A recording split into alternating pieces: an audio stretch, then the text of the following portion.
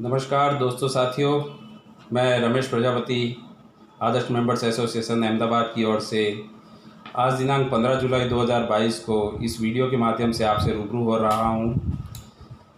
काफ़ी लंबे समय से कई डिपॉजिटर एडवाइज़रों के फ़ोन कॉल्स मैसेजेस आते हैं और हमें पूछ रहे हैं कि अब क्या होगा।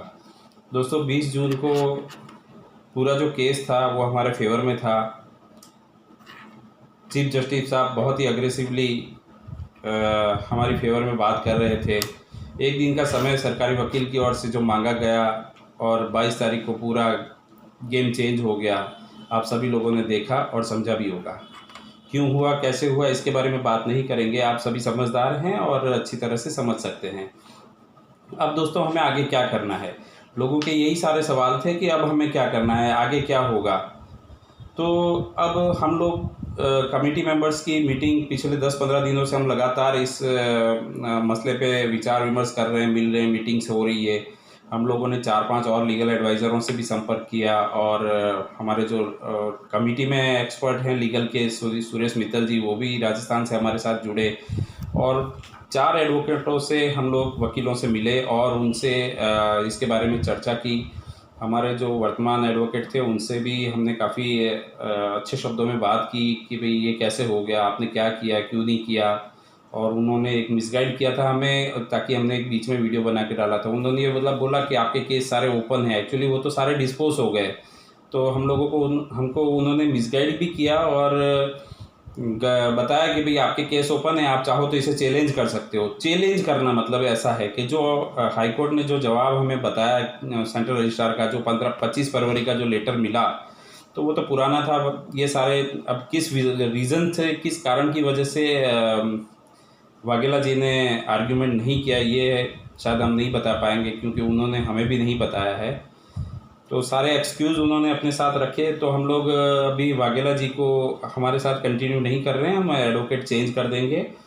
तो अभी आप लोगों को क्या करना है, मेन चीज़ ये है कि आप लोगों को क्या करना है। एडवाइज़र और डिपॉजिटर जितने भी हैं भारतवर्ष के, एएमए से जुड़े हैं वो भी और नहीं जुड़े हैं वो भी, तो आप लोगों को ये करना है कि एक तो जैसे उन्होंने सेंट्रल रजिस्ट्रार ने जवाब दे दिया कि भाई आपके केस में हमने लिक्विडेटर अपॉइंट कर रखा है। तो लिक्विडेटर को हमें पूछना है कि भाई आपको 3-3.5 साल हो गए हैं, तो आपने क्या किया। तो उसके लिए जैसे हम कुछ अपना हर एक डिपॉजिटर एक लेटर लिखेगा और उनसे सवाल करेगा अपने निवेश के बारे में। जैसे मैंने एक लेटर बनाया है, तो वो मैं ये सवाल पूछ रहा हूँ उनसे कि आपने संस्था की कौन कौन सी और कितनी संपत्ति को अपने हस्तगत किया है और कौन सी और कितनी संपत्ति को अब तक बेचा है, बेची गई संपत्ति से कितना धन अर्जित किया है, किन किन सरकारी एजेंसियों के पास अब तक कितनी संपत्ति हस्तगत की गई है। हमने ये पूछा है कि आदर्श की कितनी प्रॉपर्टी कौन सी एजेंसी के पास सीज की हुई है, उनकी सबकी वर्तमान कीमत क्या है, आपके पास कितने देनदारियों के दावे हैं। हम ये भी पूछ रहे हैं कि भाई आपके पास देनदारियों के दावे कितने, मतलब हमारे जैसे कितने लोगों ने क्लेम दर्ज करवाया। तो आप लोगों ने अगर नहीं किया है तो क्लेम ज़रूर दर्ज करवाइए, ताकि उन्हें पता चलेगा कि इतने लोगों को पैसा देना है। सिस्टम में डेटा में होगा, लेकिन उसके भरोसे न रहें और फिर भी अपने आप एक जो भी आपका निवेश है उसका एक जानकारी उनके साथ लेटर में लगा के ज़रूर दीजिए। फ़ोटोकॉपी लगाना चाहो तो लगा सकते हो। और कितनी देनदारियों के दावे हैं उसके साथ फिर फाइनली पूछना है कि मुझे मेरी निवेशित राशि का भुगतान कब तक होगा। आपको ये चीज़ें पूछनी है और आप चाहें तो और जो भी 1-2 सवाल और आपके मन में जहन में आता है तो वो आप ज़रूर पूछिए। और ये पूछने के बाद अंत में लिखिए कि मुझे इन सारे सवालों के जवाब जो है वो 15 दिन में आप जानकारी देवे, सवालों के जानकारी मुझे 15 दिन में देवे, ऐसा आप ज़रूर लिखिए उसके अंदर। और ये पोस्ट जो है आपको रजिस्टर रेडी से भेजना है अहमदाबाद की आदर्श की हेड ऑफिस के पते पे। हेड ऑफिस का पता अगर आपके पास नहीं हो तो आप ज़रूर नोट कीजिए। उसका address Adarsh credit cooperative society, 14 number Vidya Vihar society, Usmanpura Ahmedabad. Pin code number है 380013। अगर आपको समझ में नहीं आया तो वीडियो रिपीट करके फिर से देख सकते हैं ताकि समझ में आ जाएगा। फिर से मैं दोहरा देता हूँ, Adarsh credit cooperative society limited, 14 number Vidya Vihar society, Usmanpura Ahmedabad. और ऊपर नाम लिखिए श्री HS पटेल, ये उनको लेटर मिलना चाहिए। एक लेटर का आपको जवाब नहीं मिलता है तो 15 दिन के बाद आपको दूसरा एक लेटर भी डालना है। ये 2 लेटर हम ज़रूर डालेंगे। ऐसे ही सेम 2 लेटर हमको सेंट्रल रजिस्ट्रार को भी भेजना है। सेंट्रल रजिस्ट्रार कोऑपरेटिव मिनिस्ट्री, नई दिल्ली पे। और जो दोस्त लोग आरटीआई को समझते हैं और आरटीआई करना चाहते हैं तो आरटीआई भी ज़रूर करें। तीसरा है कि पीएमओ ऑफिस, प्रधानमंत्री कार्यालय पे हमें एक निवेदन पत्र भेजना है जिसमें हमें ये बताना है कि भाई हमारे इस मसले को लेकर के आप हाई पावर कमेटी का गठन करें। तो हाई पावर कमेटी का जब गठन होगा तो हो सकता है हमारे इस मसले का हल जल्दी से आ सकता है। तो ये भी हम सभी डिपॉजिटरों को ज़रूर करना है, 1 लेटर 2 लेटर ज़रूर लिखने हैं। और ये जो भी आप बेचते हो उसकी एक फ़ोटोकॉपी अपने पास ज़रूर रखें और रजिस्टर एडी से ये पोस्ट भेजना है ताकि आपको प्रूफ रहे आपके पास कि आपने ये चीज़ भेजी है और ये उसका प्रूफ है। उसके बाद अभी पूरे भारतवर्ष में जगह जगह पे नोटा का अभियान चल रहा है, तो नोटा को भी आपको सपोर्ट करना है। अगर भुगतान नहीं तो मतदान नहीं, इस चीज़ को लेकर के भी हम अभियान चला रहे हैं। राजस्थान में शुरू हो चुका है, अभी अगस्त में हिमाचल में होगा, गुजरात में भी है। तो नोटा के अभियान को भी आप सफल बनाएं और अपना उसमें सहयोग योगदान ज़रूर देवें।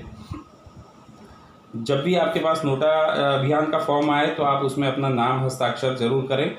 और ये एक रास्ता हमारे पास ये भी है। इसके अलावा हम जब ये सारे कार्य हो जाएंगे, आपकी ओर से जब हमें जवाब आने लगेंगे कि भाई हमने ये किया था और ये हो गया है और हमको ये जवाब मिला है तो भी और नहीं मिला है तो भी, ये सारे जो भी लेटर्स के रिप्लाई आएंगे उन सब रिप्लाई को लेकर के, उन सारे जवाबों को लेकर के हम हाई कोर्ट में एक पिटीशन लगाएंगे लिक्विडेटर के खिलाफ, जो कि हमारे लिए अपॉइंट किया गया है। तो उन्होंने अभी 3 साढ़े 3 साल में क्या कदम उठाए वो हम उनसे उस पिटीशन में पूछेंगे। और वो कब तक, ये सारे सवाल हम उसी पिटीशन में भी पूछेंगे कि भाई आपको 3.5 साल 4 साल हो गए हैं, तो आपको सेंट्रल गवर्नमेंट ने, सेंट्रल रजिस्ट्रार ने अपॉइंट किया है, तो आपने अब तक क्या किया वगैरह वगैरह, हमारे पैसा कब मिलेगा, जो भी सवाल उसमें पिटीशन में लगाए जा सकते हैं वो लगाएंगे। तो ये सारे इतने सारे काम 2-3 कार्य आपको करने हैं, बाकी हम एएमए के ज़रिए करेंगे। तो ये सारी चीज़ें हैं। और हमारे जो वर्तमान एडवोकेट थे वो अभी उनको हमने आराम दे दिया है, वो हम उनके साथ कंटिन्यू नहीं करेंगे, हम चेंज कर देंगे। हमारे लॉयर जो 2-3 लॉयर से हम मिले हैं उसमें से हमने एक लॉयर पसंद किया है, वो लॉयर हमारे साथ रहेंगे और उनके ज़रिए ही हम आगे की कार्रवाई करेंगे। उनका नाम मैं बाद में बताऊँगा आपको, जब उनकी ज़रूरत पड़ेगी तब हम उनका नाम डिक्लेयर करेंगे। अभी जितना आपको बताया गया है वो सभी डिपॉजिटर एडवाइज़र ज़रूर करें। और दूसरी एक चीज़ है कि एएमए के साथ आप ज़रूर जुड़े रहिए। हमारा पैसा है, मेहनत की कमाई है, इसको लेने के लिए हम ऐसी सिचुएशन में आ गए दोस्तों कि आगे खाई और पीछे कुआं है, न तो हम आगे जा सकते हैं न पीछे जा सकते हैं। हम अभी भी इस मझधार में हैं, मान लीजिए समंदर में डूब रहे हैं और ज़िंदा रहने के लिए हमें तैरना ज़रूरी है। मतलब हाथ पैर मारने ज़रूरी है। आपको तैरना आता है तो भी हाथ पैर मारिए, नहीं आता है तो भी हाथ पैर मारिए। हाथ पैर मारते रहेंगे तो ज़िंदा ज़रूर रहेंगे, और ज़िंदा रहेंगे तो हमें अपने पैसे मिलने की संभावना पूरी है। अगर आप हिम्मत हार जाएंगे और उम्मीदें खो बैठेंगे तो शायद कुछ होना नहीं है। लेकिन हमें ये इन प्रकार से ये कार्रवाई चालू रखनी है। जैसा भी जो भी है संभव हम हर कार्य करेंगे। आप लोगों का साथ सहकार हमेशा बना रहेगा। इसी उम्मीद के साथ मैं आपसे फिर से निवेदन करता हूं कि जितना हो सके उतना संगठन को सपोर्ट कीजिए, एएमए को सपोर्ट कीजिए। सदस्यता आप ज़रूर लीजिए, और जिन लोगों की सदस्यता पेंडिंग है, रिन्यूअल नहीं करवाया, वो भी ज़रूर करवाएं।